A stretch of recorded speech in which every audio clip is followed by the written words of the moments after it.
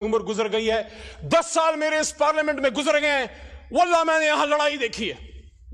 ऐसे लगता है जैसे हम घरों से यहां लड़ने के लिए आते हैं, जैसे ये कैमरास बंद होते हैं फिर आपस में चाय पीते हैं। ये मुनाफिकत नहीं है।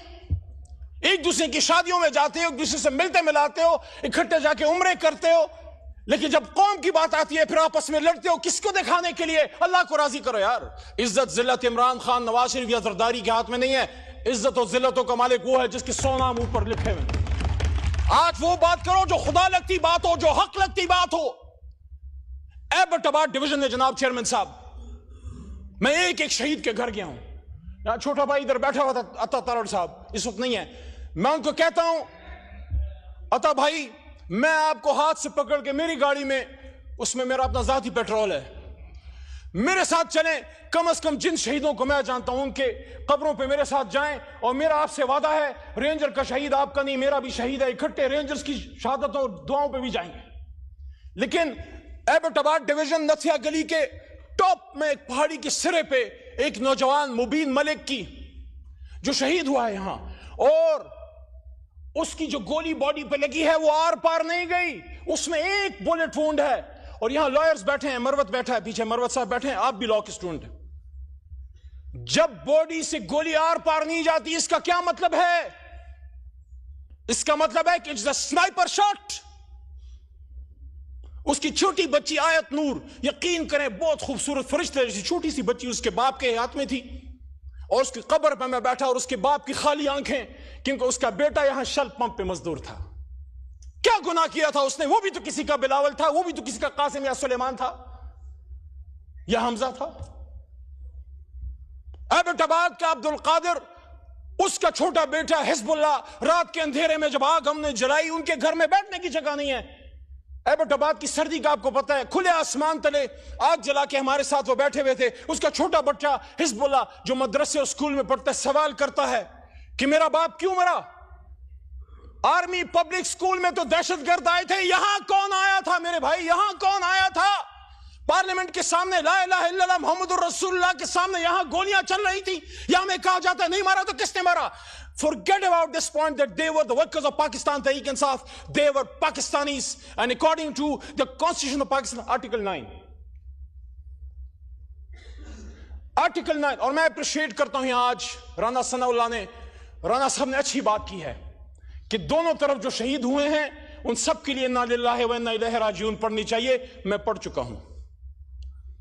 ये दोनों तरफ के नहीं है, ये एक तरफ के हैं। काश हम समझ पाए, हुजूर सल्लल्लाहु अलैहि वसल्लम की हदीस का मफहूम है कि वक्त तुम पे ऐसा आएगा कि मारने वाला भी मुसलमान और मरने वाला भी मुसलमान। लेकिन मेरे भाइयों, मेरे पाकिस्तानियों, मेरे चेयरमैन साहब, आप खुद एक ऐसे सूबे से हैं जो हमेशा मुश्किलात का शिकार रही है, एक ऐसे शहर से हैं जहां हमेशा खून की होली खेली गई है। मुझे जिस चीज का दुख है बतौर पाकिस्तानी, आप सब मेरे भाई हैं, मेरे किसी से नफरत नहीं है। वहां जिस सीट पे अता तारड़ बैठे हैं, वहां मैंने जब 9 अप्रैल की रात स्पीच की थी, आप इधर 170 बैठे हुए थे। मुझसे अक्सर पूछा जाता है तुम्हें डर नहीं लग रहा था उस रात? तुम अकेले थे और ये 170 थे। मैंने कहा मैं उनको दुश्मन नहीं, सिर्फ एक सियासी मुखालिफ समझता हूं, मुझे उनसे कोई डर नहीं था। लेकिन मुझे जिस चीज का दुख है वो ये है कि जो यहां डी चौक पे शहीद हुए हैं आगा साहब, उनकी न सिर्फ जान गई है बल्कि उनका मान भी टूटा है। मैं दिल के दर्द से ये कह रहा हूं, उनको ये पता था कि गिरफ्तार हो जाएंगे, आंसू गैस चल सकती है, लाठी चल सकती है, हाथ पैर टूट सकते हैं, लेकिन जो गोली हमने इनको हिंदुस्तान पे चलाने के लिए दी है वो मेरे सीने से आर पार कभी नहीं होगी, कभी नहीं होगी, कभी नहीं होगी। ये गोली तो उन लोगों के लिए हमने तुम्हें दी है कि जो लोग श्रीनगर में मुसलमानों का खून बहाते हैं, ये गोली पाकिस्तानियों पे चलाने के लिए नहीं, ये गोली पाकिस्तान और इस्लाम के दुश्मनों पे चलाने के लिए है।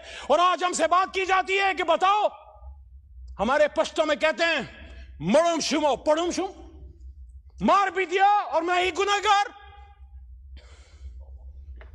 मुगल नयम ची गमुन तबजाड़म, मरवत से तो पे पोएगी مغول نام چې زخمونو ته وجاړم، خپل انتقام په پر هرونو کې رانغاړم.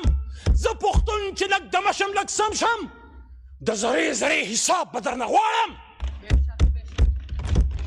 جاء الحق وزهق الباطل ان الباطل كان زهوقا. مذاکرات نکل آئے گا. عمران خان بھی انشاءاللہ 500 دنوں سے کھڑا ہے.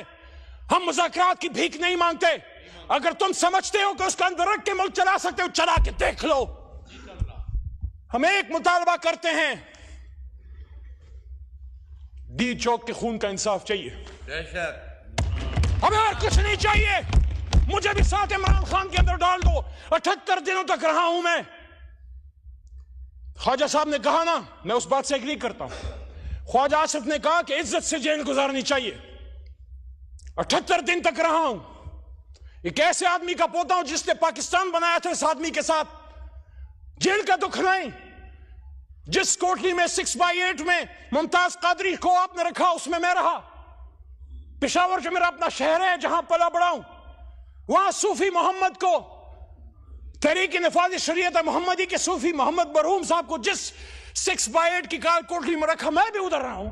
میں نے بھی کبھی یہ بات اسمبلی کے فلور پہ نہیں کی, لیکن خواجہ صاحب نے بات کی ہے تو میں بھی کہہ رہا ہوں, ہم نے بھی جیل کاٹی ہے, جوان مردی سے کاٹی ہے. لیکن مجھے دکھ اس دن ہوا جب اپنے مردان میں, جب میرے تمام فری ایم پی اوز ختم ہوئے, تو جو میرے سامنے چارج شیٹ رکھی گئی, اس میں آرمی ایکٹ تھا, اس میں سیکرٹ ایکٹ تھا, اس میں ATC تھا. دیئر انڈرسٹینڈنگ, یہ دونوں وکلا اور پیچھے کاکڑ صاحب بھی شاید بیٹھے ہیں, وہ بھی سمجھتے ہیں. کیا پاکستان بنانے والا علی محمد, کیونکہ اگر میرے دادا یا آپ کے نانا نے پاکستان بنایا تو ہم نے بنایا, کیا وہ سیکرٹ ایکٹ یعنی پاکستان سے غداری کا مجرم ہوگا؟ کیا وہ دہشت گرد ہے؟ وہ مردان جس نے مجھے 3 بار عزت دی, اس وقت 2 بار پاس ہوا تھا. آپ نے مجھ پہ, میرے مردان میں دہشت گردی اور ملک سے غداری کا فتویٰ لگایا. اس کے چند مہینے بعد مردان نے مجھے 1 لاکھ سے زیادہ ووٹ دے کے واپس ادھر سے ایوان میں بھیج دی.